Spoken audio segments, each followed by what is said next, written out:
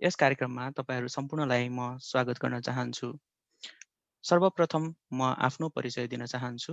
मेरो नाम सुजित गुरुङ र हाल म युनिसेफ नेपालको सञ्चार विभाग अन्तर्गत रहेर युएन ट्रेनीको रूपमा काम गरिरहेको छु। ढिला नगरिकन अब हामी हाम्रो कार्यक्रमलाई अगाडि बढाउन चाहन्छौँ। तपाईहरूले यो कार्यक्रमलाई जुम लिङ्कको साथसाथै युनिसेफ नेपालको फेसबुक पेज मार्फत पनि हेर्दै र सुन्दै हुनुहुन्छ। त्यस्तै गरी तपाईहरू सहभागीहरूले इन्टरप्रिटेसन अप्सनमा गएर आफ्नो अनुकूलको भाषा छनौट गरी अङ्ग्रेजी भाषा र नेपाली भाषाको प्रयोग गरी यस कार्यक्रमलाई सुन्न सक्नुहुनेछ। त्यस्तै गरी सहभागीहरूले कुनै पनि प्रश्न सोध्न चाहनु भएमा वा जिज्ञासा राख्न चाहनु भएमा अथवा तपाईहरूको प्रश्न रहेमा हामीलाई सल्लाह सुझाव दिन परेमा पनि यदि तपाईँ जुम मार्फत हुनुहुन्छ भने Q&A सेसनमा गएर तपाईले आफ्नो जिज्ञासा, प्रश्न वा सल्लाह सुझावहरू लेख्न सक्नुहुनेछ भने यदि तपाईँ फेसबुक पेजबाट लाइभ हेर्दै हुनुहुन्छ भने फेसबुक पेजको कमेन्ट सेक्सनमा गएर आफ्नो प्रतिक्रियाहरू लेख्न सक्नुहुनेछ। आजको कार्यक्रमलाई हामीले 3 भागमा विभाजन गरेका छौँ। पहिलो खण्ड अन्तर्गत हामी माननीय परराष्ट्र मन्त्री प्रदीप गेवालीज्यूको अनुभव सुन्नेछौँ।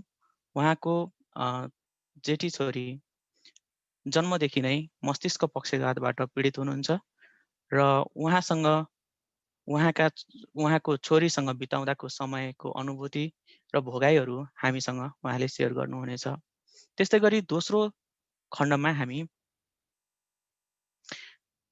समूह छलफल चलाउनेछौँ र प्यानल डिस्कसनको निमित्त हामीसँग पत्रकार टिकाराम घिमिरे, जनप्रतिनिधि रूपा थापा, त्यस्तै गरी अधिकारकर्मी सरिता लामिछाने हुनुहुनेछ।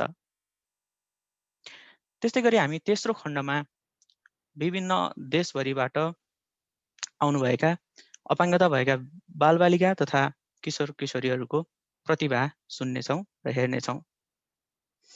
ढिलो नगरिकन हामी पहिलो खण्डलाई सुरुवात गर्न चाहन्छौँ र पहिलो खण्डमा माननीय नेपाल सरकारका परराष्ट्र मन्त्री प्रदीप गेवालीज्यूले आफ्नो अनुभूति र अनुभवहरू हामीसँग बाँड्नुहुनेछ। अबको समय प्रदीप गेवालीज्यूको। Over to you Pradeep गेवालीज्यू।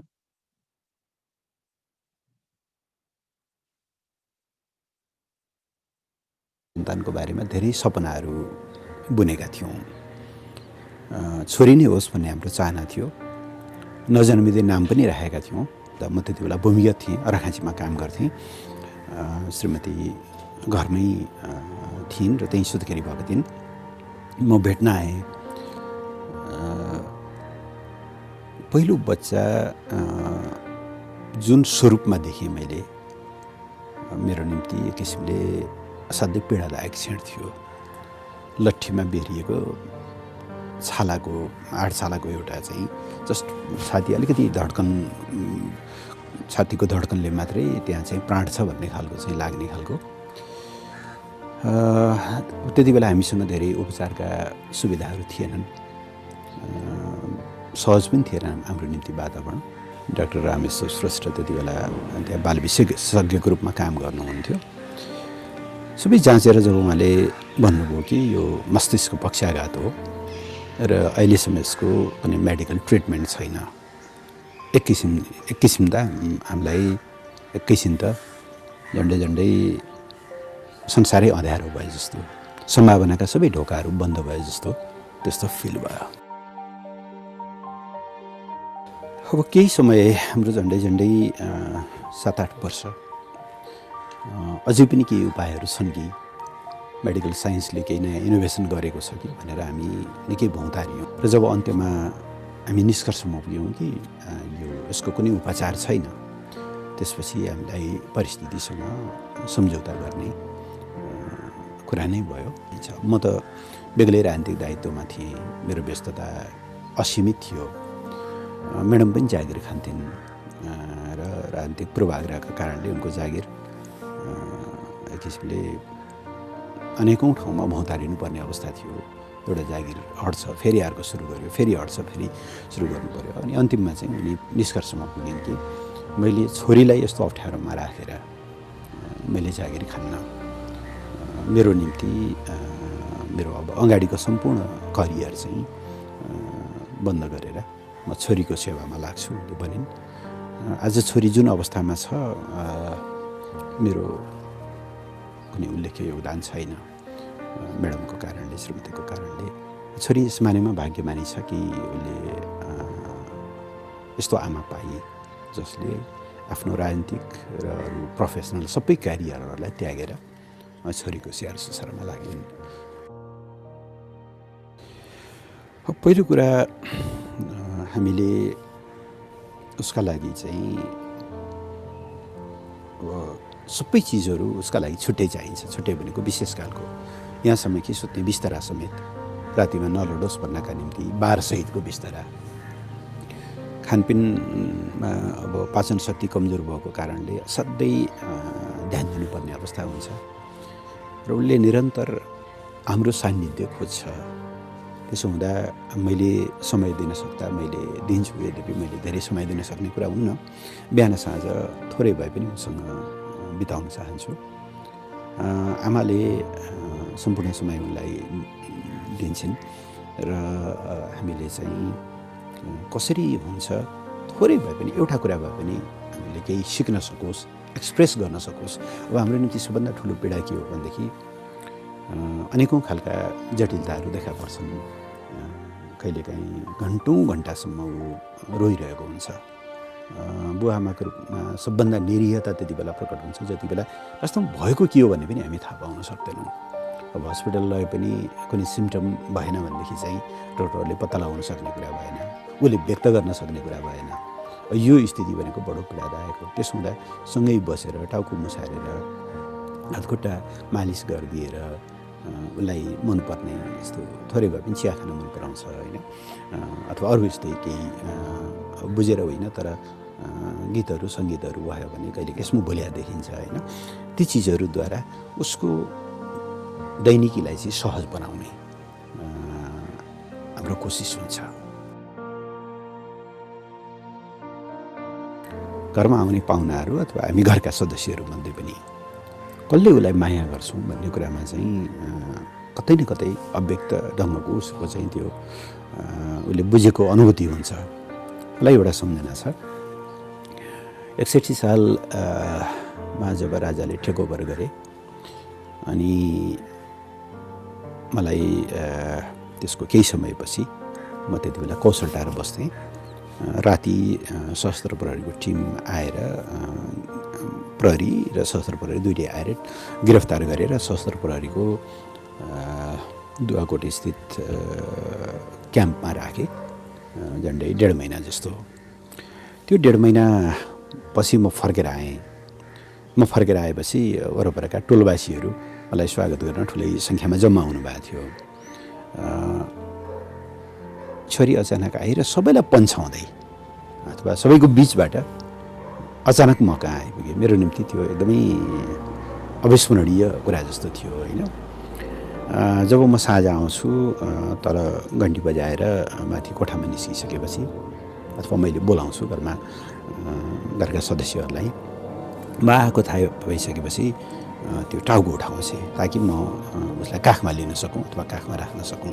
यस्ता केही साना साना कुराहरूको अभिव्यक्तिले पनि एकदमै मन छुन्छ। उसकै उमेरका या त्योभन्दा अलिक कम उमेरका नानीहरू देख्छौँ हामी। हाम्रो छोरी पनि यस्तै गरी क्याम्पस जाँदो हो अथवा यस्तै कुनै अरू पर्फर्मेन्सहरू गर्दो हो भन्ने लाग्छ। अनि त्यसले बेग्लै खालको एउटा त्यो तुलना चाहिँ हाम्रो निम्ति असाध्यै पीडादायक हुन्छ। तर हामी खुसी के मानेमा छौँ भनेदेखि नर्मल्ली डक्टरहरूले यस्तो बच्चाहरूको उमेर चाहिँ 14-15 वर्षभन्दा धेरै उनीहरू आयु चाहिँ त्योभन्दा धेरै हुँदैन भन्ने गर्थे।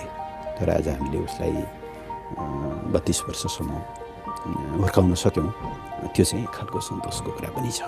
मस्तिष्क पक्षाघात कमसेकम आजको मितिका हिसाबले हेर्ने हो भनेदेखि असाध्य समस्या हो, यसको कुनै उपचार छैन। हामीले गर्न सक्ने भनेको ती नानीहरूको जीवनलाई सहज तुल्याइदिने हो। त्यसका पनि भिन्न भिन्न स्टेजहरू हुन्छन्। त्यो स्टेज अनुसार हामीले व्यवस्थापन गर्न सक्यौँ भने अहिलेको अवस्थाबाट थोरै भए पनि परिवर्तन चाहिँ गर्न सकिन्छ। हाम्रो आफ्नै अनुभवले पनि थर्ड स्टेजको हो हाम्रो, तर पनि यतिको म्यानेज गर्न सकिएको छ भनेदेखि चाहिँ केही गर्न सकिन्छ। पहिलो कुरा यो समस्यालाई हेर्ने दृष्टिकोण, नजरिया बदल्न जरुरी छ।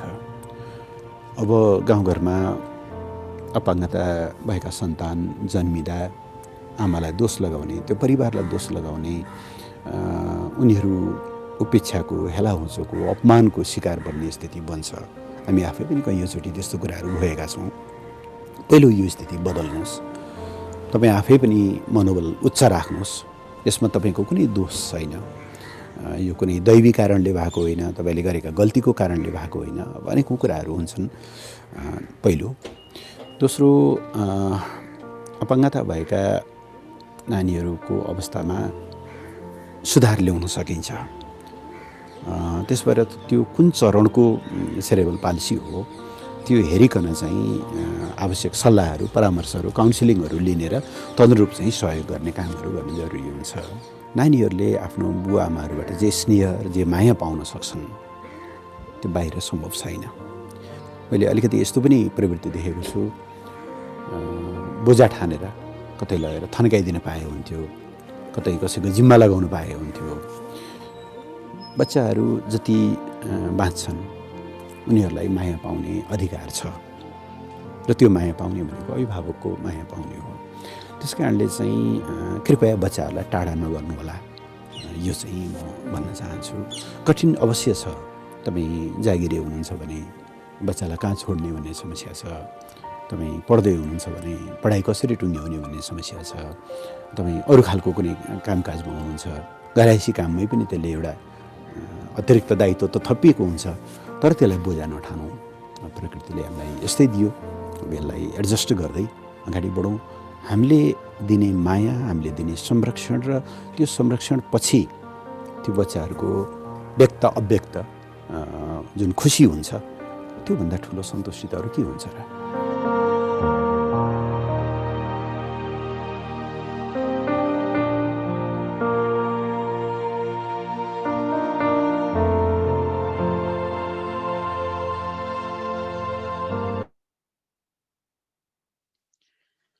साँच्चै नै अत्यन्त पीडादायी अवस्था छ अपाङ्ग वर्गको। विशेष गरी मानसिक रूपमा अपाङ्गता भएका व्यक्तिहरूको समस्या झनै विकराल छ। हेरौँ यसलाई आगामी दिनमा कसरी सम्बोधन गरिनेछ। सायद सरकार र सम्बन्धित सरकारवाला सङ्घ संस्थाहरूले पनि यसमा काम गर्दै हुनुहुन्छ। हामी अपेक्षा राखौँ कि एकदमै भविष्यमा राम्रो स्थितिको सिर्जना हुनेछ।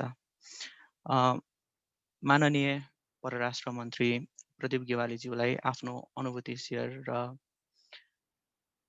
आफ्नो जुन सुझाव छ मानसिक अपाङ्गता भएका व्यक्तिहरूको अभिभावकको निमित्त, त्यसको निमित्त हामी हार्दिक धन्यवाद व्यक्त गर्न चाहन्छौँ।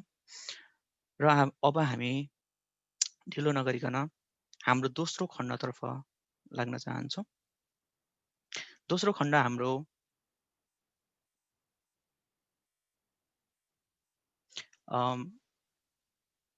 समूह छलफल रहेको छ, र समूह छलफलमा हामीसँग नुवाकोट 1 विदुर नगरपालिका कि वडा सदस्य जनप्रतिनिधि रूपा थापाजी हुनुहुन्छ भने, त्यस्तै गरी अधिकारकर्मी तथा सङ्घ संस्थाको अग्रज भूमिकामा रहनुहुने सरिता लामिछानेजी हुनुहुन्छ। त्यस्तै गरी पत्रकार टिकाराम घिमिरेजी अहिले हामीसँग जोडिसक्नु भएको छैन, तर बिचमा जोडिनु भयो भने उहाँसँग पनि हामी कुराकानी छलफललाई जोड्नेछौँ। कोभिड-19 पश्चातको उत्कृष्ट पुनर्आगमनको सुनिश्चितता, अपाङ्गता भएका व्यक्तिहरूको पहुँच र दिगो विकासको लागि हामी सबैको प्रतिबद्धता भन्ने राष्ट्रिय नाराका साथ हामी अहिले 29औँ अपाङ्गता भएका व्यक्तिहरूको अन्तर्राष्ट्रिय अपाङ्ग दिवस मनाइरहेका छौँ र मैले यो छलफल चलाउँदै गर्दाखेरि तपाईहरुलाई अनुरोध गर्न चाहे जो सहभागीहरूमध्ये जसलाई आफ्नो प्रश्न राख्नु छ उहाँहरूले चाहिँ आफ्नो समस्या अथवा प्रश्नहरूलाई सुझावहरूलाई चाहिँ जुम मार्फत हुनुहुन्छ भने Q&A सेसनमा लेखिदिनु होला। त्यस्तै गरी तपाईहरु फेसबुक लाइभबाट हामीलाई हेर्दै वा सुन्दै हुनुहुन्छ भने फेसबुक पेजको कमेन्ट बक्समा कमेन्ट गरिदिनु होला। अहिले ह्यान्ड रेजलाई हामी लिदैनौं, पछि हामी लिनेछौं। अब म छलफल सुरु गर्न चाहन्छु सरिता लामिछानेजीबाट। सरिता लामिछानेजी आफ्नो भिडियो अन गर्नु भएको छैन भने अन गर्नु होला है। सुन्दै हुनुहुन्छ मलाई? हजुर सुन्दै छु। हजुर, हजुरको पोस्ट चाहिँ मैले देखिरा हुन्छु अनि त्यसपछि आर्टिकलहरु पनि न्यूज पेपरहरुमा देखिरा हुन्छु कि अपाङ्गता भएका व्यक्तिहरुको जुन सरकारवाला निकाय भनौं, संघ संस्था भनौं, विभिन्न किसिमका संघ संस्था, सरकारी निकाय सबैको वेबसाइटहरु चाहिँ दृष्टिबिन मैत्री भएनन् भनेर लेख्नुहुन्छ र त्यसको विरुद्धमा अब चाहिँ म यसलाई बहिष्कार गर्छु है प्रीति फन्डमा आयो भने चाहिँ भनेर लेख्नुहुन्छ। त्यो मलाई एकदमै मन पर्छ। तपाईको यो अभियानले कस्तो असर गरिरहेको छ र अन्य पनि समस्या केही छन् र आफूले भोग्नु भएका छन् भने त्यसलाई पनि जोड्नु होला। यस्तो छ, धन्यवाद सर्वप्रथम त यो अवसरको लागि हैन। जुन हो अझै पनि हामीले त्यो गरिरा हुन्छु। मैले सुजितजीले नै जोड्नुभयो। अब कतिपय डकुमेन्टहरु हुन्छ जुनलाई हामीले प्रीतिमा पठाइन्छ। धेरै जसो नेपालीको फन्डहरु प्रीतिमा पठाइन्छ। अब त्यो अनि त्यो पढ्नलाई सहज हुँदैन। हुन त अब कन्भर्टरहरु त छ, तर कन्भर्टरहरु भए तापनि कतिपय जुन ब्राकेट भित्र राखेका शब्दहरुदेखि लिएर विभिन्न कुराहरु छ जुन चाहिँ सहज ट्रान्सलेट हुँदा र आउँदा पनि फन्नी वर्ड भएर आउँछ जसको कुनै स्पष्ट अर्थ नै लाग्दैन हैन। त्यस्तो खालको हुने हुनाले चाहिँ आम दृष्टिबिन समुदायले चाहिँ त्यो डकुमेन्टहरुको एक्सेस गर्नको लागि अथवा पहुँच गर्नलाई चाहिँ एकदम धेरै चुनौती भोग्न परिरहेको छ हैन। र त्योको लागि चाहिँ मेरो अभियान जारी नै छ। बोलि नै रहेछु, कराइ नै रहेछु हैन। तर आर्टिकलहरुमा लेखि नै रहेको छु। त्यति हुँदा हुँदै पनि हामी वेबसाइटहरु हेर्यौं भने सरकारी निकायको वेबसाइटहरु हेर्यौं भने पनि अब युनिकोडलाई प्रयोग गर्ने है भनेर सुरुवात भएको छ। ल ठिक छ भने फेरि युनिकोडको पनि पीडीएफमा राखिदिन्छ। अब युनिकोडको पीडीएफ दृष्टिबिनहरुको लागि पहुँचयुक्त हुँदैन। त्यसै गरेर अब जस्तै वेबसाइटहरुमा जति पनि हुन्छ अब जस्तै हामीले अरु कुरा टाढाको कुरा गर्नै पर्दैन। आइएनजिओहरुको वेबसाइटमा पनि कतिपय उसमा चाहिँ त्यो आई एम रोबोट के अरे आई एम नट रोबोट भनेर त्यो आफूले एक्सेप्ट गरेर गर्नुपर्ने खालको हुन्छ। त्यो खालकोमा जहिले पनि पिक्चरहरु हेरेर अन्य दृष्टियुक्त व्यक्तिको सहायता लिएर पिक्चरहरु हेरेर त्यसको आधारमा चाहिँ पठाउनु पर्ने हुन्छ हैन। हो त्यो लाउनु पर्ने हुन्छ। हो त्यस्तो खालको चुनौतीहरु छ। त्यस्तै गरेर अर्को चाहिँ के पनि छ भने हामीले टेक्नोलोजी भनेको चाहिँ जहिले पनि कम्प्लिकेटेडै हुनुपर्छ अथवा टेक्नोलोजी भने चाहिँ एकदम कठिनाइपूर्णै हुन्छ, जटिलपूर्ण हुन्छ भन्ने खालको मान्यता हाम्रो रहेको छ के। अनि त्यसले गर्दा पनि हामीले चाहिँ सरल र सरस भाषाको प्रयोगहरु भएको पाइँदैनौँ। वेबसाइटहरु पहुँचयुक्त ढाँचामा बनेको पाइँदैन। अनि त्यसै गरेर जति पनि बनाइएका सामग्रीहरु चाहिँ इजी टु रिड फर्मेट भन्छौँ हामी, सहजता साथ पढ्न सकिने ढाँचा भन्छौँ। त्यो कुनै पनि जस्तै इभन युएनओ एजेन्सीले मलाई दुःखका साथ भन्छु म, कतिपय युएनडीपी युनिसेफको चाहिँ केही डिजेबिलिटीको उसमा अहिले केही सुरुवात भएको छ, एक्सेसिबल आएको छ। तर युएनडीपी, युएन वुमन जस्ता निकायहरुबाट युएन एजेन्सीबाटै बन्ने डकुमेन्टहरु एक्सेसिबल छैनन्। दृष्टिबिनको लागि मात्र हैन, बहिरा अपाङ्गता, अन्य अपाङ्गता भएका व्यक्तिहरुकालाई पनि पहुँचयुक्त छैन। जसले गर्दा युएन एजेन्सीबाट बनेका डकुमेन्टहरु पनि अलिकति हुने खाने अथवा जो अलिकति अपाङ्गता जोसँग केही सीमितता छैन त्यो व्यक्तिहरुकोलाई मात्र लक्षित गरिएको हो कि जबकि त्यो भनेको त अन्य व्यक्तिहरुको अधिकार स्थापनाको लागि काम गर्ने भन्छौँ हामी युएन एजेन्सीदेखि लिएर सरकारी तथा गैर सरकारी निकायहरु। तर हाम्रो डकुमेन्टहरु र हाम्रो स्थितिहरु हेर्दा चाहिँ त्यस्तो खालको भान पाइन्छ। ती बाहेकका अन्य धेरै च्यालेन्जहरु त छँदै नै छ। पछि जोडौँला। हजुर, जस्तै मैले जोड्न खोजेको चाहिँ तपाईलाई एउटा काउन्टर क्वेसन, हामीले चाहिँ हाम्रो जुन हाम्रो सफ्टवेयरहरू छ, स्क्रिन रिडरहरू छ, त्यसलाई चाहिँ प्रीति फन्डमा पढ्न मिल्ने त्यस्तो बनाउनको लागि चाहिँ हामी अभियान नचलाएको हो कि अथवा यो आवश्यक छैन के छ? होइन अब यस्तो हो, अब बनाउनको लागि जस्तै अब हिमप्रसाद गौतम जो हाम्रो यो सफ्टवेयर बनाउनेकै उहाँकै एक्सपिरियन्सलाई नै सुनौँ। जो भनेको इन्टरनेट चाहिँ प्रीति भनेको हाम्रो नेपालीकै उसमा हो, त्यो खालको सफ्टवेयरहरू बनाउनको लागि अ, अलिकति केही कम्प्लिकेटेडै छ भन्नुहुन्थ्यो होइन। त्यो पहिला हामीले जो एक्सपर्टबाटै कुरा लिँदा पनि एकदम कम्प्लिकेटेड छ भन्ने कुरा आएको थियो। अनि त्यस्तै गरेर अर्को कुरा चाहिँ के हो भने अब केही प्रयासहरू त भएका हुँदै होलान्। तर अब प्रीतिमै गरेर जाने कि अब युनिकोडमा यदि पहुँचयुक्तताको हिसाबले चाहिँ युनिकोडमा बनेको सामानहरू प्रयोग गरेर अथवा युनिकोडमै बनेका डकुमेन्टहरूको पहुँच गर्न सकिन्छ भनिसकेपछि त अलरेडी भएको विकल्पमा चाहिँ अरूले स्थापित हुन पनि सकिन्छ होला नि त। किनभने सर्वमा के भन्छौँ हामी युनिभर्सल डिजाइन भनेर भनिरहँदा त युनिभर्सल भनेपछि त वर्ल्ड वाइड रूपमा त युनिकोड भनेको त वर्ल्ड वाइड रूपमै एक्सेप्ट हुने फन्ड भइरहँदा चाहिँ हामीले पनि त्योतिर नै सोच्नुपर्ने हो कि प्रीतिको उसमा चाहिँ अब कम्प्लिकेटेड छ भन्ने कुराको चाहिँ आएको थियो, जसले दृष्टिवाचकदेखि लिएर के बनाउनु भयो गौतमबाट। तर अझै पनि अब त्यो बाहेक पछि अहिले खालको खासै त्यस्तो खालको रिसर्चहरू चाहिँ भएको छैन। यदि ठिक छ इनोभेसनहरू त्यस्तो आएर पछि भयो भने त ठिकै छ। तर त्यो रिसर्च हुने समयसम्म चाहिँ फेरि हामीहरू चाहिँ जुन प्रीतिमा कहिले एकदमै पछाडि पर्न भएन। प्रीतिमा रिड गर्ने डकुमेन्ट बन्ला अथवा सफ्टवेयर बन्ला अनि प्रीतिको फन्ड बन्ला भनेर हामी लागेर बस्न त मिलेन नि त। एकदमै एकदमै अब समय छिटो छिटो बढ्दैछ, हामीले त त्यही अनुसार उपयुक्त गर्न पाउनु पर्यो नि त। भइरहेको संरचनाहरूलाई त मैत्री संरचना एक्सेसिबिलिटीमा त उहाँहरूको पनि ध्यान त जानु पर्यो नि त। एकदमै हामीले आजको कार्यक्रमलाई साङ्केतिक भाषाको रूपमा पनि हामीले व्यवस्था गरेका छौँ। यो मैले अगाडि भन्न भुलेछु। रूपा थापा जी, तपाईँ जनप्रतिनिधि पनि हुनुहुन्छ। तपाईँले आफै पनि अपाङ्गता भएको व्यक्ति भएको कारणले तपाईँले चाहिँ प्रविधिको पक्षबाट के कस्ता समस्या भोग्नु भएको छ? हामीलाई लाग्छ कि दृष्टिविहीनलाई बाहेक चाहिँ अरूलाई खासै समस्या हुन्न कि जस्तो लाग्छ। तपाईँले चाहिँ त्यस्तो भोग्नु भएको छ केही? सर्वप्रथम त यो अवसरको लागि धन्यवाद दिन चाहन्छु। म चाहिँ शारीरिक रूपमा चाहिँ अपाङ्गता भएको हुनाले यो प्रविधि सम्बन्धी चाहिँ खासै त्यति समस्या चाहिँ आफै व्यक्तिगत रूपमा भोग्नु परेको छैन। तर अब जुन समग्र समस्या चाहिँ अघि अभियानकर्ता सरिता लामिछाने बहिनीले ल्याइसक्नु भएको छ, जसलाई चाहिँ अब हामीले चाहिँ आफ्नो ठाउँबाट चाहिँ कसरी प्रयास गर्न सकिन्छ त्यसको लागि चाहिँ हामीले आवाजहरू उठाउनुपर्छ। जस्तै भनौँ न, जस्तो हातको समस्या हुनेहरूलाई चाहिँ कम्प्युटरमा टाइप गर्न समस्या हुने, त्यस्तो चाहिँ यसलाई चाहिँ कतिको मुद्दाको रूपमा उठाइएको लाग्छ तपाईँलाई?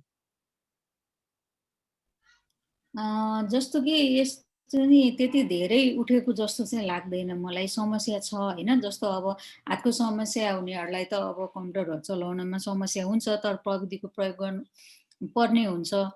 जस्तो अब समस्या यस चाहिँ अलि जति आउनु पर्थ्यो यो समस्या चाहिँ अलिक कमै आइरहेको जस्तो लाग्छ। जति उठ्नु पर्थ्यो नि यो समस्यालाई चाहिँ हजुर, कमै उठिरहेको जस्तो लाग्छ। ओके, टिकाराम सर जोडिनु भयो जस्तो लाग्छ। टिकाराम सर, मलाई सुन्दै हुनुहुन्छ?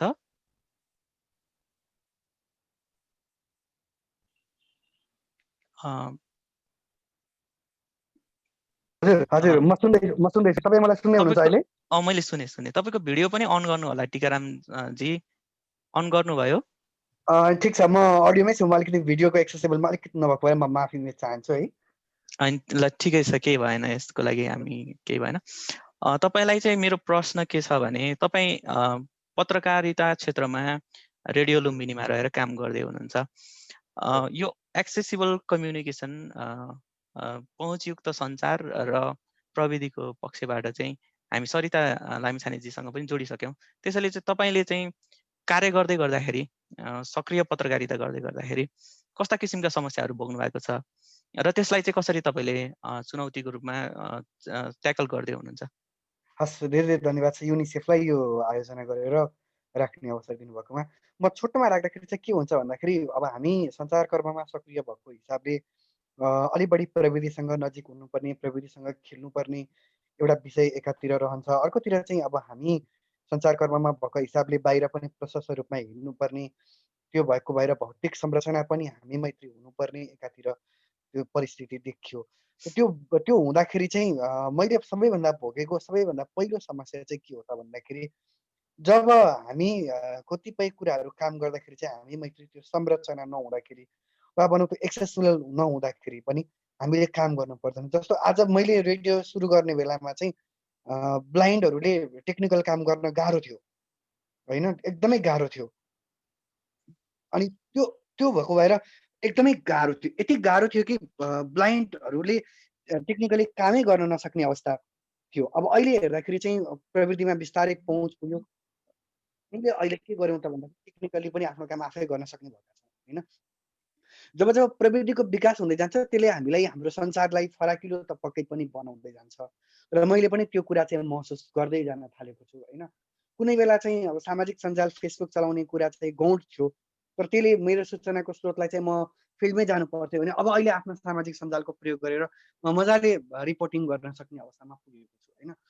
त्यो भएको भएर मेरो निम्ति यो जुन प्रविधिको विकास भएको छ त्यसले मलाई एकदमै सजिलो पनि बनाइदिएको छ एउटा कुरा होइन। र अर्को कुरा चाहिँ मैले आफूले भोगेको सबैभन्दा महत्त्वपूर्ण समस्या चाहिँ के हो भन्दाखेरि संरचना चाहिँ हामी मैत्री नहुँदाखेरि वा हामी फ्रेन्डली नहुँदाखेरि चाहिँ एकदमै ठुलो समस्या छ। जस्तो मेरो अफिस हेर्नुहुन्छ भने तेस्रो तलामाथि छ। तेस्रो तलामाथि अफिस हुँदाखेरि कोही ब्लाइन्ड मान्छे चाहिँ तेस्रो तलामाथि आयो भने आउन सक्यो भने ऊ आउन सक्ने अवस्था रहन्न भनौँ न एउटा हिसाबले भन्दा, उसलाई कि लिनै जानु पर्ला होइन। अब कुनै व्हिलचेयर प्रयोगकर्ता चाहिँ मेरो रेडियोमा कुराकानी गर्न आउन चाह्यो भने त्यो उहाँ चाहिँ आउने अवस्था छैन। त्यो भएको भएर सबैभन्दा पहिला चाहिँ के हो त भन्दाखेरि कम्तीमा भवनहरूमा हामी मैत्री संरचनाको कुराहरू आएको छ। जस्तो मैले एउटा सानो उदाहरण प्रस्तुत गर्न चाहन्छु। यहाँ तिलोत्तमा नगरपालिका म रूपन्देहीमा जहाँ बस्छु त्यहाँको भवन अस्ति भर्खर बन्यो। त्यो भवनमा चाहिँ के भनियो भन्दाखेरि अपाङ्गता मैत्री, बालबालिका मैत्री, वृद्ध वृद्धा मैत्री भनेर भनियो होइन। तर त्यो भवनमा हेर्ने हो भने अब एउटा माथि जानलाई व्हिलचेयरलाई चाहिँ लिफ्टमा राखेर जानुपर्ने परिस्थिति चाहिँ त्यस्तो देखियो भनौँ न। त्यो हिसाबले चाहिँ एकदमै त्यो लाइन गयो अथवा लिफ्ट बिग्रियो भने एकदमै समस्या। हजुर एकदमै समस्या छ। भौतिक संरचना चाहिँ हामी मैत्री नहुँदाखेरि चाहिँ सबैभन्दा भोगेको समस्या चाहिँ त्यही नै हो। एकदमै भौतिक संरचनाको बारेमा म कुरा गर्न आउँदै थिएँ, टिका सरले जोडिसक्नुभयो। त्यसैले मैले सरिता लामिछानेजीबाट जान्न चाहेँ, तपाईँले चाहिँ दृष्टिविहीन भइसकेपछि एकदमै मन बिजाउने किसिमको कुनै घटना छ भने हामीलाई जोड्नु होला। र यससँगै मैले जोडेको प्रश्न चाहिँ के भने दिगो विकासको लक्ष्यमा हामीलाई चाहिँ कसैलाई पनि पछाडि पर्नु हुँदैन भनेर चाहिँ अपाङ्गता भएका व्यक्तिहरूलाई पनि समेटिएको छ, उहाँहरूको विषयलाई पनि उठाइएको छ, हाम्रो विषयलाई पनि। अब मात्र 10 वर्ष बाँकी छ, 1/3 समय गइसक्यो। यसलाई हेर्दाखेरि तपाईँले हाम्रो अवस्था यो भौतिक संरचनादेखि यो सुध्रिने अवस्था चाहिँ कस्तो देख्नुहुन्छ? धन्यवाद। पहिलाको तुलनामा हेर्ने हो भने चाहिँ केही चाहिँ सुध्रेको छ भन्नुपर्छ। किनभने अब हामीले पहिला हेर्दा लिफ्टहरूको कुराहरू, जुन होटलहरूमा लिफ्टको कुरा, हस्पिटलहरूमा लिफ्टको कुरा, हस्पिटलहरूमा त हुन्छ होला, तर होटलहरूमा र विभिन्न सपिङ मलहरूमा लिफ्टका कुराहरू भन्ने कुरा एकदम 10 वर्ष अगाडि, 10-15 वर्ष अगाडि अलिकति गाह्रै नै थियो। तर अहिले हामीले जुन दिगो विकासको लक्ष्य 2016बाट लागू भएको छ, 2015बाट जुन भएको कुराहरू तीसम्म हामीले अचिभ गर्ने भनेका छौँ। अब भनेको 5 वर्ष त हामीले बिताइसक्यौँ, 10 वर्ष बाँकी हुँदा चाहिँ भौतिक संरचनाको हिसाबमा त धेरै नै चुनौतीहरू देखिन्छ। लिफ्टहरू बनेका हुन्छन्, जस्तै हामी टाढाको कुरो किन गरौँ, अपाङ्गताको भएका व्यक्तिहरूको फोकल मिनिस्ट्री भनेर हामी महिला बालबालिका तथा ज्येष्ठ नागरिक मन्त्रालयलाई भन्छौँ। त्यही ज्येष्ठ नागरिक मन्त्रालयकै कतिपय बेलामा लिफ्ट बिग्रेर जानलाई गाह्रो भयो भन्ने सवाल सुन्छौँ र त्यहीँको लिफ्ट पनि जति पहुँचयुक्त, जति मैत्री हुनुपर्ने हो त्यति भएन भन्ने कुराहरू देख्छौँ। र अर्को कुरा चाहिँ मलाई के पनि लाग्छ भने जस्तै भौतिक पूर्वाधारको कुराहरू गरिरहँदा चाहिँ हामीले चाहिँ जहिले पनि हस्पिटलको कुरा अनि सार्वजनिक निकायका कुरामा मात्रै हामी पहुँचयुक्त हुनुपर्छ, भौतिक पूर्वाधार चाहिँ पहुँचयुक्त हुनुपर्छ भनेर हामीले धेरै आवाज चाहिँ हामी त्यतातिर गएछौँ के। तर हामीले आवाज चाहिँ इक्वली किन केमा पनि उठाउन पर्ने थियो, जुन हामी चुकिसक्यौँ, अब चुक्न हुँदैन भने हामीले चाहिँ जुन पार्कहरू होला, पार्क एक्सेसिबल बन्ने कुराहरू होला, त्यहाँको भौतिक पूर्वाधार सपिङ कम्प्लेक्सहरू एक्सेसिबल हुने कुरा होला त्यहाँको पूर्वाधारहरू र त्यसै गरेर चाहिँ विभिन्न खालका अन्य फिल्म हलहरू चाहिँ पहुँचयुक्त हुने कुराहरू होला हो त्यो कुराहरूलाई पनि हामीले उठाइन हामीले हेरेर चाहिँ जस्तै फिल्म हलहरूकै कुरा गऱ्यौँ भने कतिवटा फिल्म हल चाहिँ व्हिलचेयर प्रयोगकर्ता व्यक्तिहरू चाहिँ गएर जान सकिने छ त कतिवटा बनेका फिल्महरूमा चाहिँ अडियो डिस्क्रिप्सनहरू छ त फिल्म अथवा वृत्तचित्रहरू जति पनि बनाइएका छ त्योहरूमा चाहिँ छ त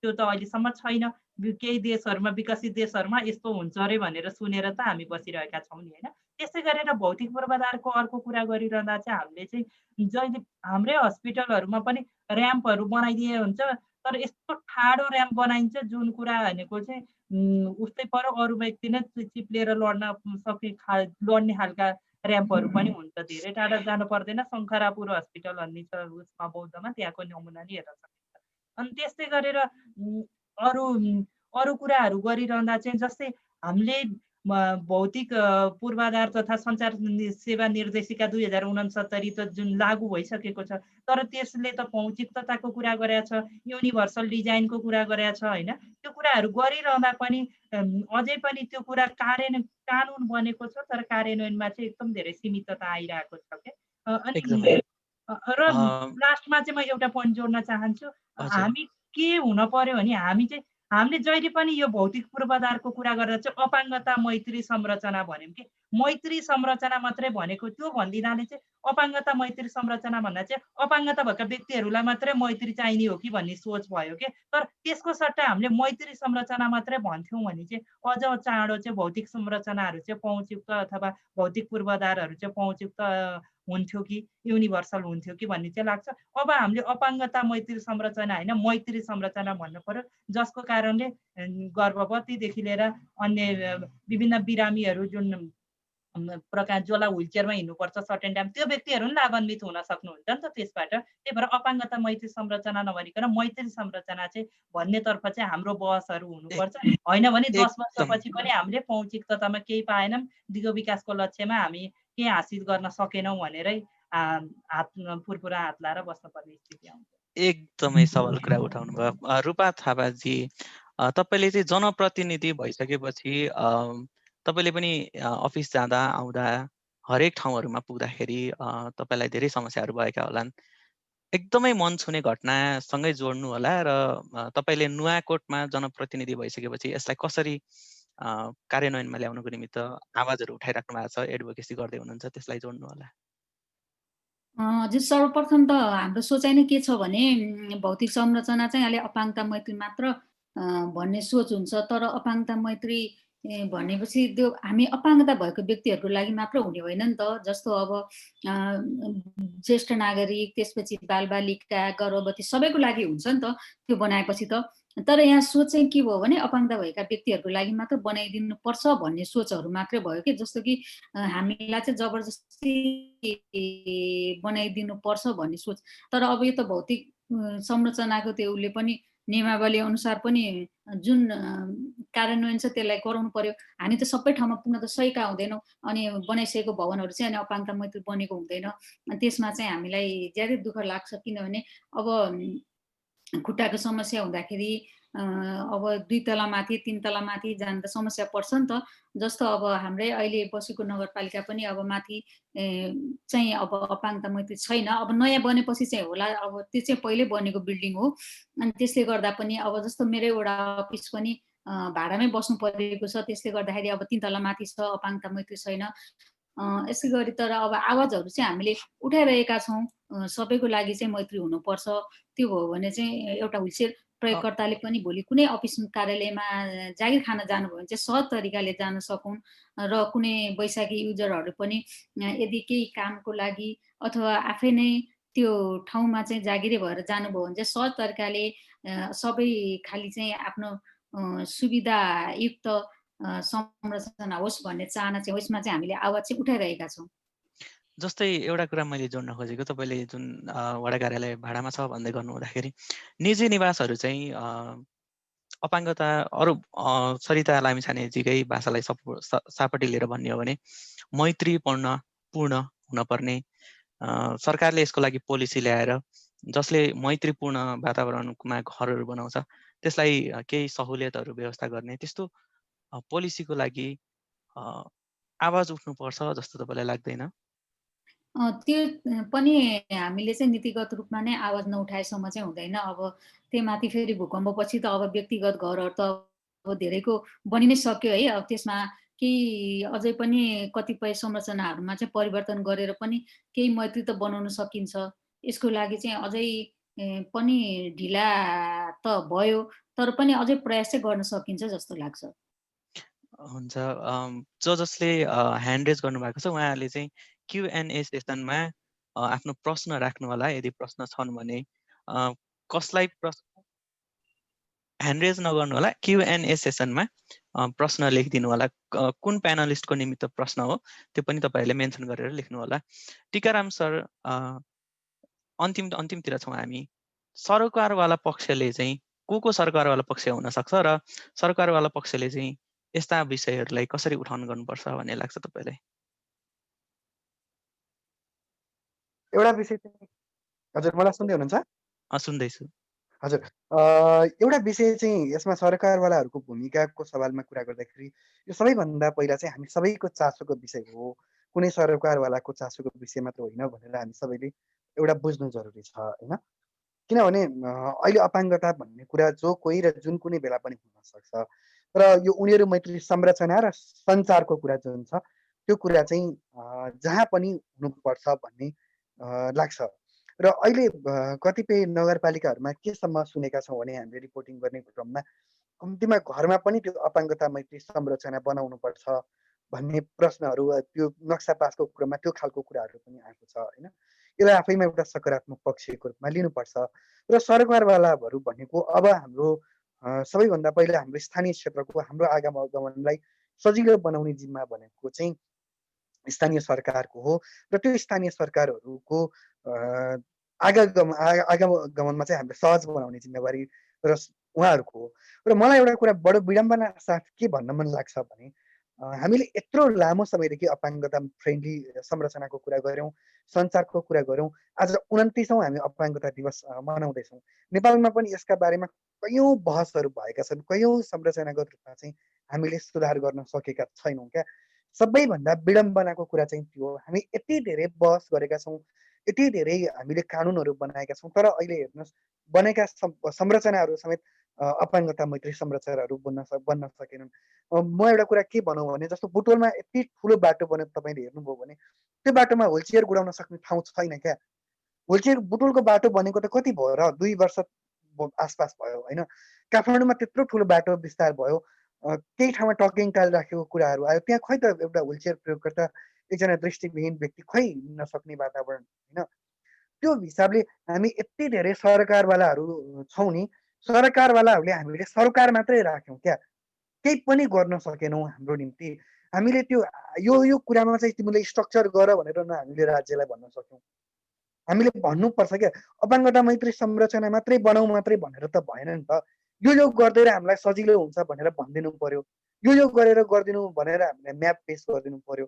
त्यो गरिदिने भने चाहिँ कम्तीमा हामी सरकारवालाहरूले सरकार मात्रै होइन कि त्यसको कार्यान्वयनको पाटोमा पनि सहयोग गर्न सक्ने हो भने चाहिँ मलाई लाग्छ भौतिक संरचना चाहिँ अपाङ्गता मैत्री बनाउने कुरा त्यति धेरै गाह्रो र त्यति धेरै खर्चिलो छ जस्तो चाहिँ लाग्दैन। हुन्छ टीकारामजी, तपाईँलाई धेरै धेरै धन्यवाद। अनि सरिता लामिछानेजी थोरै छोटोमा जोड्नु होला, सरकारवाला पक्षले के गर्नु पर्ला? टीकाराम सरले भन्न छुटाउनु भएको भए जोड्नु होला है त। सरकारवालाले चाहिँ के गर्नु पर्ला भन्दा पहिलो कुरा भनेको चाहिँ जुन हामीले पहुँचयुक्त संरचना भौतिक संरचना बनाउनु भनेको चाहिँ अपाङ्गता भएका व्यक्तिलाई मात्र लक्षित गरेर हो भन्ने सोचलाई चाहिँ बाहिर निकाल्नु पर्यो। त्यो सोचबाट बाहिर निस्किनु पर्यो। अर्को भनेको चाहिँ जुन हाम्रो बनेका नीति नियमहरू छन् नि, ती नीति नियमहरूको चाहिँ रिभिजिट हुन्छ, पुनरावलोकन हुन पर्यो र त्यसको कार्यान्वयनको अवस्था के छ त भन्ने कुराको चाहिँ समय समयमा समीक्षा हुन पर्यो। तर समीक्षाको लागि मात्र समीक्षा होइन, त्यही अनुरूप कहाँ कहाँ हामी चुक्यौँ भनेर त्यो अनुरूप त्यसलाई केलाएर त्यो अनुसारको कार्यान्वयन हुन पर्यो। अनि तेस्रो कुरो चाहिँ के हुन पर्यो भने जति पनि नीति नियमहरू बन्ने अथवा जति पनि हाम्रो नीति नियमहरू बनेका छन् र अहिले 3 तहको सरकार भन्छौँ हामीले, सङ्घीय, प्रादेशिक र स्थानीय सरकारहरू बिचमा चाहिँ रोल एन्ड रेस्पोन्सिबिलिटीमा चाहिँ क्लियरिटी हुन पर्यो के। स्थानीय सरकारमा गयो प्रदेशले बजेट दिएको छैन, प्रदेशमा गयो सङ्घीयले गर्ने हो यो काम भन्ने कुरा, जुन रोल एन्ड रेस्पोन्सिबिलिटीमा क्लियरिटी आयो भने पनि जुन संरचनाहरू बनाउने कुरामा पनि स्पष्टता आउँछ। र चौथो भनेको अपाङ्गता अधिकार ऐन 2074ले चाहिँ हरेक पालिकाले चाहिँ अपाङ्गता समन्वय समिति गठन गर्नुपर्ने भनेर एउटा प्रावधान राखेको छ। त्यो अपाङ्गता समन्वय समितिको गठन चाहिँ यदि गरियो भने चाहिँ अथवा गर्नमा प्रेरित गर्नु पर्यो। र पाँचौँ भनेको युएनडिपी, युनिसेफ, युएन वुमनदेखि युएन एजेन्सीका निकायहरू, एनजिओ, आइएनजिओ लगायतका विभिन्न सङ्घ संस्थाहरूमा चाहिँ अपाङ्गता भएका व्यक्तिहरूलाई चाहिँ एक्जिक्युटिभ कमिटीमा जति राख्न स्वीकारिन्छ इन्क्लुजनको लागि, तर एज अ स्टाफ चाहिँ अझै पनि स्वीकारिएको छैन। अपाङ्गता भएका व्यक्तिको क्षेत्रमा कार्यरत सङ्घ संस्था र अपाङ्गता भएका व्यक्तिको सङ्घ संस्था क्षेत्रमा काम गर्ने सङ्घ संस्थालाई चाहिँ लगानी गर्ने अथवा सपोर्ट गर्ने निकाय बाहेक अन्य निकायहरूमा केहीमा 2-3 वटामा बाहेक अन्य निकायमा चाहिँ अपाङ्गता भएका व्यक्तिहरूले रोजगार पाउन सकेको छैन। त्यही भएर चाहिँ एज अ कर्मचारी पनि ती निकायहरूले, सम्पूर्ण निकायहरूले चाहिँ अपाङ्गता भएका व्यक्तिलाई स्वीकार्नु पर्यो, ताकि बोर्ड मेम्बरको रूपमा मात्र होइन। यति कुराहरू चेन्ज गरियो भने चाहिँ परिवर्तन सम्भव छ र मिडियामा भिक्टिमहुडका कथाहरू भन्दा पनि सफलताका र प्रेरक कथाहरू बज्नुपर्ने हुन्छ। एकदमै सरिता लामिछानेजी, तपाईँलाई धन्यवाद। अनि रूपा थापाजी, तपाईँसँग कुरा गरेर हामी यस खण्डलाई अन्तिम रूप दिनेछौँ। तपाईँले चाहिँ सरकारवाला पक्ष भन्दै गर्दाखेरि तपाईँसँग ठ्याक्कै ठोक्किन आइपुग्छ। तपाईँले चाहिँ अब बाँकी त धेरै समय त छैन होला, 78-79मा अर्को चुनाव हुन्छ, त्यति बेलासम्म तपाईँको पक्षबाट चाहिँ के गर्छु भन्ने छ र तपाईँले अहिलेसम्म गर्नुभएका केही काम एकदमै उपलब्धिमूलक छन् भने एकदमै एउटा मात्रै जोड्नु होला। जस्तो कि अब बन्ने नयाँ हामीले अपाङ्गता मैत्री हुनुपर्छ भनेका छौँ र कतिपय बन्ने पनि रहेका छन् र अब फेरि बितु नगरपालिकाको भवन पनि बन्छ, त्यसलाई पनि हामीले अपाङ्गता मैत्री बनाउन सकिन्छ। र अब पनि जुन वडा कार्यालयहरूदेखि लिएर अरू भवनहरूको लागि चाहिँ हामीले चाहिँ आफ्नो तर्फबाट चाहिँ सक्दो पहल गर्न सकिन्छ। हुन्छ,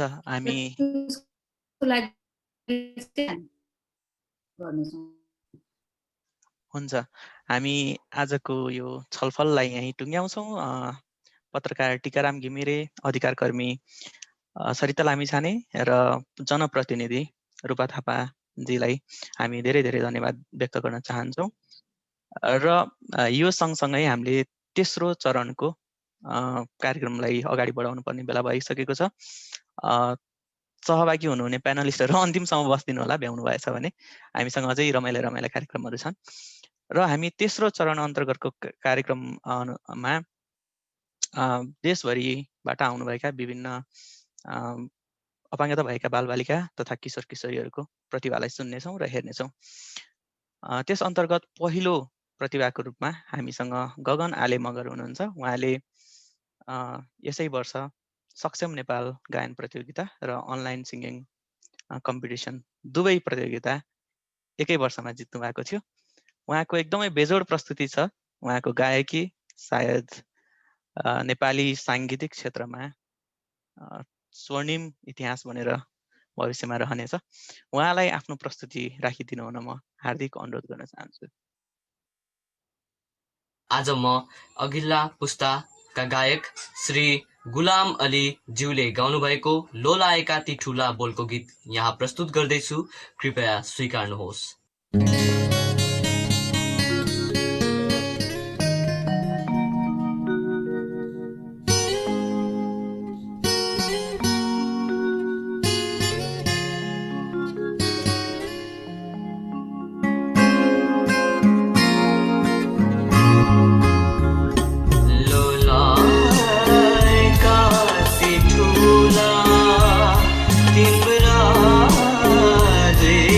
नजरले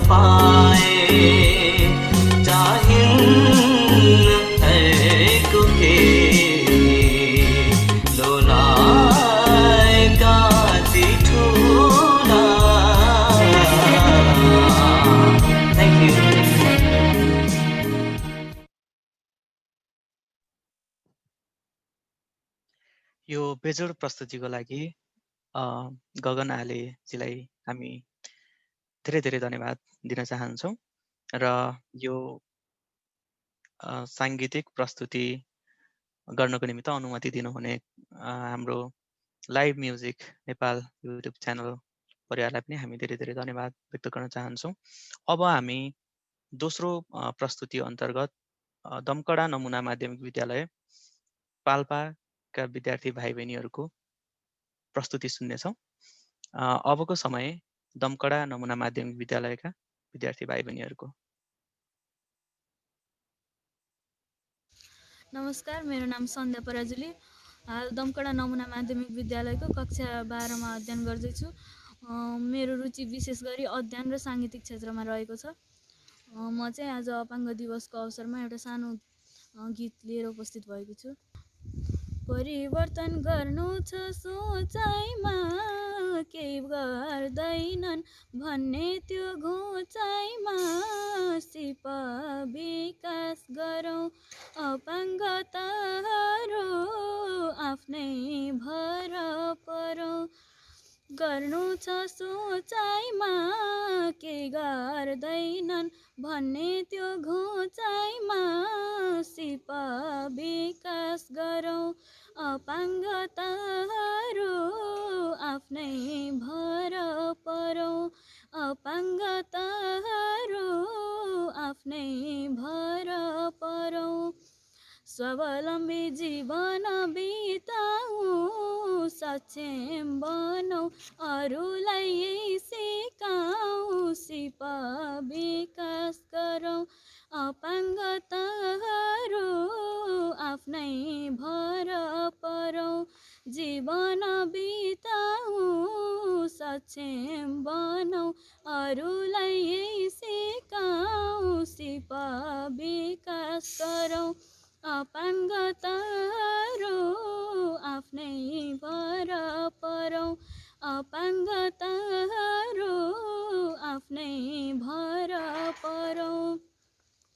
शिक्षा अनि रोजगारमा लाग्नु छ अपाङ्गताहरू सब जाग्नु छ, सिप विकास गरौँ अपाङ्गताहरू आफ्नै भर परौँ।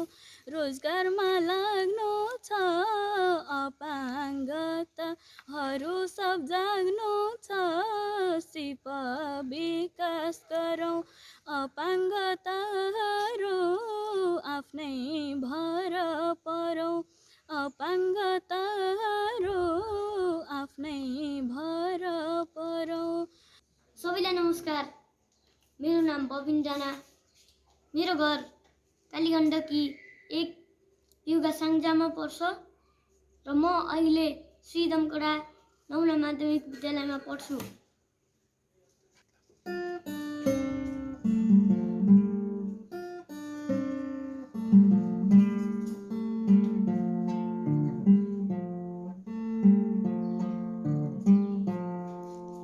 फुलको आँखामा फुलै संसार, काँडाको आँखामा काँडै संसार। झुल्किन्छ है छाया वस्तु अनुसार, काँडाको आँखामा काँडै संसार।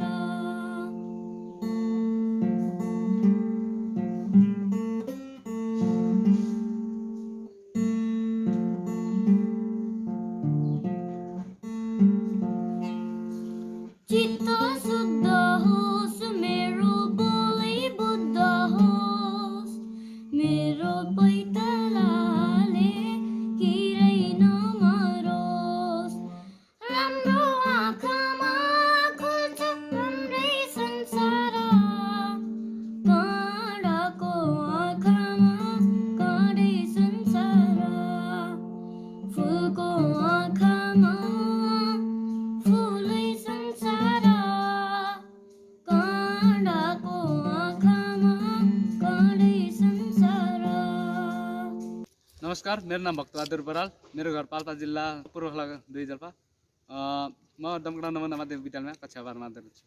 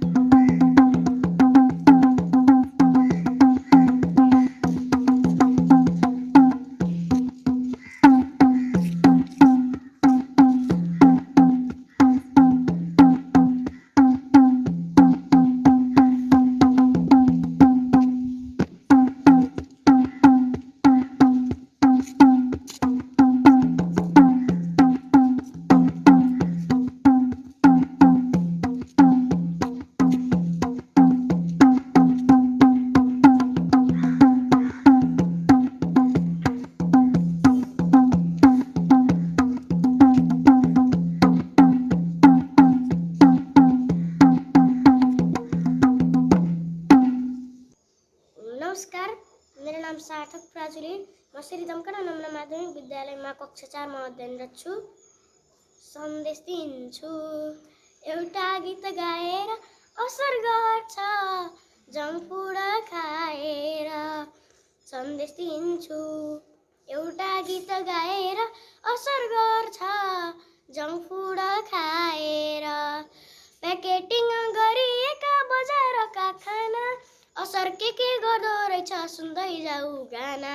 पोषक तत्त्व हुन्न त्यसमा बढ्छ मोटोपना, आकर्षक र स्वादिलो छ नलोभ्याउ मन। बनाउनलाई स्वादिलो आकर्षक रसायन हाल्छ नखाऊ है भरसक। बनाउनलाई स्वादिलो आकर्षक रसायन हाल्छ नखाऊ है भरसक। जो हुन्छन् जङ्क फुड खानलाई भोगी तिनै हुन्छन् मधुमेह र मुटु रोगी।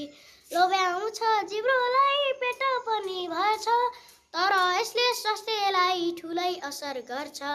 कमी हुन्छ पोषक तत्त्व रोग लाग्छ नपाई केही पत्तो। कमी हुन्छ पोषक तत्त्व रोग लाग्छ नपाई केही पत्तो। उच्च हुन्छ सोडियम र क्यालोरीको मात्रा नखानु है जङ्क फुडलाई दुःख पाइन्छ नत्र। अनावश्यक तौल बढ्छ भन्छ कुपोषित जसले सेवन गर्छ त्यसलाई गर्दैन है हित। छोरछोरीले दुःख दिए भने नि उपारी फास्ट फुड खान दिन हुन्न सधैँभरि। मस्तिष्कलाई असर गर्छ जङ्क फुड खाँदा जङ्क फुड खान दिए होला पछि बाधा। सुन्नु होला बाबा र आमा नदिनुहोस् प्याकेटिङ चिज खाना। सुन्नु होला बाबा र आमा नदिनुहोस् प्याकेटिङ चिज खाना। गेडागुडी सागसब्जी ताजा घरमै तयार गरिदिनुहोस् है खाजा। गेडागुडी सागसब्जी ताजा घरमै तयार गरिदिनुहोस् है खाजा। गेडागुडी सागसब्जी ताजा घरमै तयार गरिदिनुहोस् है खाजा। हस्त धन्यवाद। नमस्ते, मेरो नाम तमबहादुर पाल, घर निजी 5 गल्दा। हाल चाहिँ म दमकडा नमुना माविमा अध्ययनरत।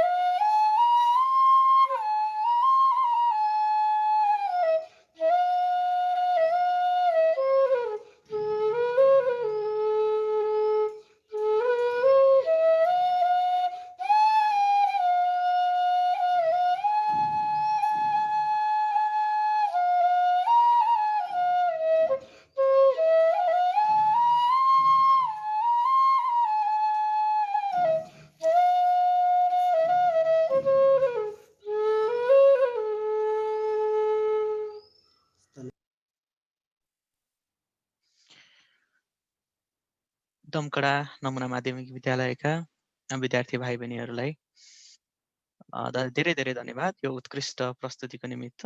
अब हामी कार्यक्रमको लगभग अन्तिम चरणमा आइपुगिसकेका छौँ। अब हामी यो कार्यक्रमलाई अन्त्य गर्दैछौँ। यतिन्जेलसम्म तपाईँहरूले जुम लिङ्क प्रयोग गरेर हामीलाई सुनिदिनु भयो, हेरिदिनु भयो, तपाईँहरूलाई धेरै धेरै धन्यवाद। त्यस्तै गरी फेसबुक पेजमा हाम्रो फेसबुक लाइभ हेरेर सुनेर बस्दिनु भयो, त्यसको लागि धेरै धेरै धन्यवाद। त्यस्तै गरी आजको आफ्नो अनुभूति र भोगाई सेयर गरिदिनु भएकोमा माननीय परराष्ट्र मन्त्री प्रदीप गेवालीज्यूलाई धेरै धेरै धन्यवाद। त्यस्तै गरी हाम्रो ग्रुप डिस्कसनको निमित्त पाल्नुहुने प्यानलिस्टहरू पत्रकार टिकाराम घिमिरे, अधिकार कर्मी सरिता लामिछाने र जनप्रतिनिधि रूपा थापाजीलाई पनि धेरै धेरै धन्यवाद। अब हामी अन्तिम चरणमा आइपुगिसकेका छौँ। अब म यो कार्यक्रमलाई धन्यवाद मन्तव्यसहित अन्त्य गरिदिनु हुन, समापन गरिदिनु हुन अनुरोध गर्दछु हाम्रो युनिसेफ नेपालकी नेपाल प्रतिनिधि एलके विसलाई। यति भन्दै मैले गरेका कमी कमजोरीहरूलाई क्षमा गरिदिनु हुनेछ भन्ने इच्छा अथवा आकांक्षा राख्दै हातहरू उठाउनु भएको छ। कमेन्ट बक्समा लेख्नु होला, फेसबुक पेजमा हुनुहुन्छ भने, अथवा Q&A सेसनमा लेख्नु होला। हामी तपाईँहरूको प्रश्नहरूलाई हामी लिनेछौँ त्यही अनुसार, र त्यही अनुसार हामीले तपाईँहरूलाई तपाईँहरूको जिज्ञासा समाधान गर्ने कोसिस गर्नेछौँ। र अन्त्यमा नेपाल प्रतिनिधि एलके विसलाई आफ्नो धन्यवाद मन्तव्यसहित कार्यक्रमलाई समापन गरिदिनु हुन अनुरोध गर्दै म यो कार्यक्रमलाई अन्त्य गर्दै बिदा हुन चाहन्छु। धन्यवाद।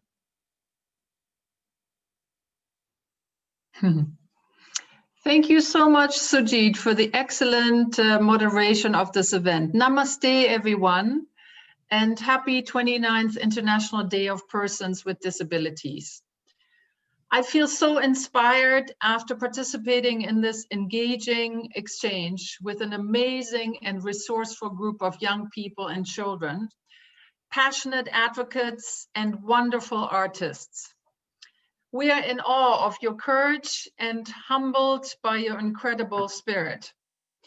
We want to express our special appreciation to the Honorable Minister for Foreign Affairs, Mr. Pradeep Kumar Diyawali, for sharing experiences and perspectives as a parent of a child with a disability. It was truly heartwarming to learn about his personal experience as a father, and we appreciate the encouraging advice he offered to other parents and families. Thank you so much for sharing. You are a true champion. Our passionate panelists offered firsthand experience about the challenges and experiences on accessing information, materials, infrastructure, and other access challenges during the second session. Importantly, our panelists offered a lot of suggestions and great ideas, not only on how to address these access challenges, but moreover highlighted the necessity to integrate friendly processes and approaches across all spheres of life, and for all of us to consider this as the linchpin to all of our SDG Sustainable Development Goal efforts, particularly our commitment to leaving no one behind. How wonderful to listen and witness the talented child and adolescent musicians who use their musical performance magically to request equal treatment, to provide encouragement and support to others, to raise awareness about harmful practices, and to share their wisdom on life. What a beautiful and uplifting musical highlight. Before we close, I don't think we can neglect to note that 2020 has been a challenging year for all of us. The global COVID-19 crisis has left its impact on all aspects of our lives. It has touched every country, every community, and every family in so many ways. The impact on persons with disabilities has been particularly severe. However, noting the COVID-19 challenges that we continue to go through, The pandemic circumstances have also highlighted the necessity and therefore opened opportunities to do things differently. And we thus see a lot of positive developments that we can build on. At UNICEF, we have continued to make our IT systems accessible. So if we have colleagues or friends and partners who are vision impaired and using a screen reader, they can easily apply for a job through our e-recruitment. The content on our website is accessible, and our colleagues are working round the clock to make all the communication materials accessible for all. Apart from this, we're also working with government and other partners to promote inclusive education across the country and to making the school and facilities in the school accessible for all children. In celebration of December 3rd, we therefore also call on all of our counterparts and education practitioners to ensure inclusive teaching and learning for all children, informed by accessibility, assistive devices, and universal design for learning principles, which should apply to each aspect of the education process, from teaching and learning materials to pedagogy, inclusive curricula, and more. With this, I would like to again echo Sujit's thanks to everyone for participating and making this such a beautiful and interesting and importantly, impactful event. Let's keep this momentum moving and ensure we reimagine a better world for every child. Thank you and have a lovely evening. Namaste.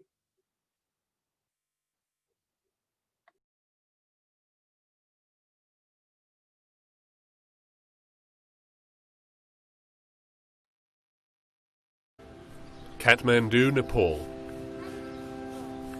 A boy paints on canvas.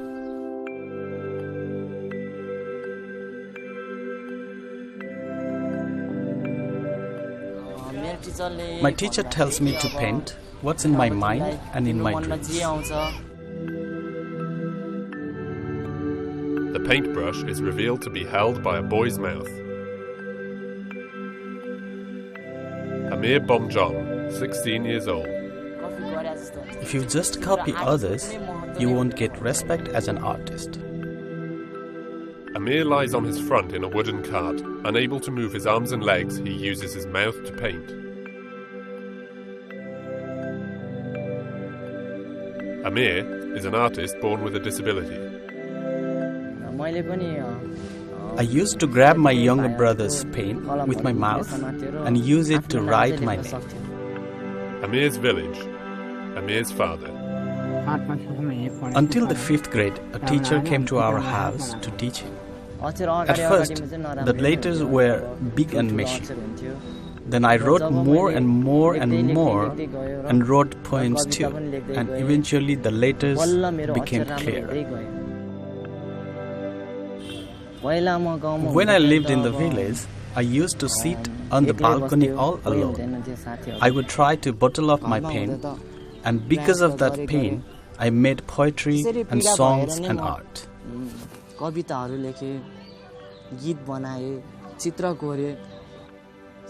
And rather than talk to other people about my pen, I would talk to these paintings. The hills and the birds don't talk back, but even if they don't speak, my soul feels that they understand me. Shots of Amir's paintings of a boy and a girl, a Buddha and flowers.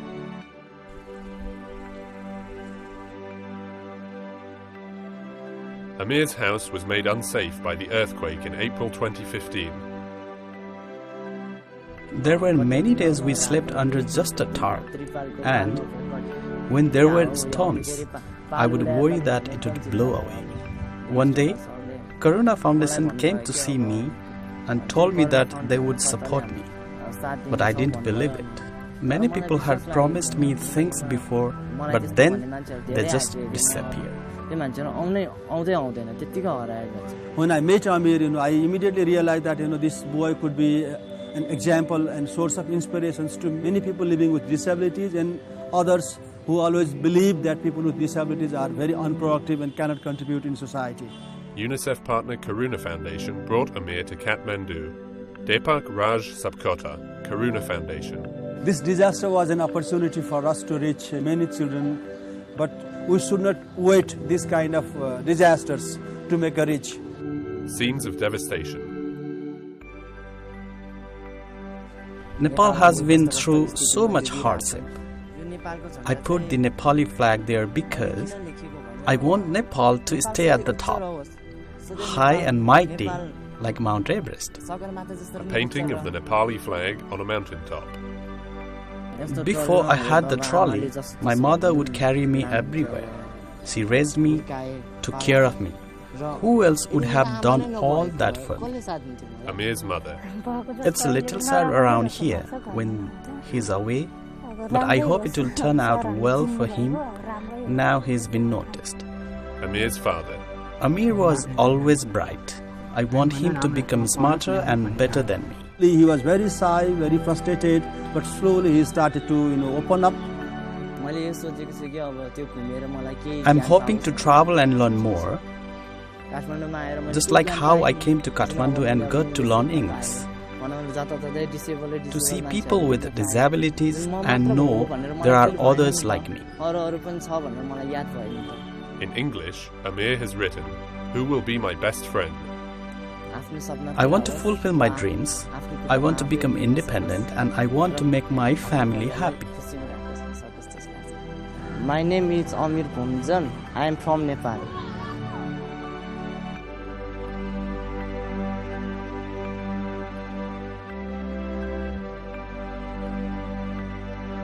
Over 5,000 children with disabilities were identified by UNICEF and partners after the Nepal earthquake.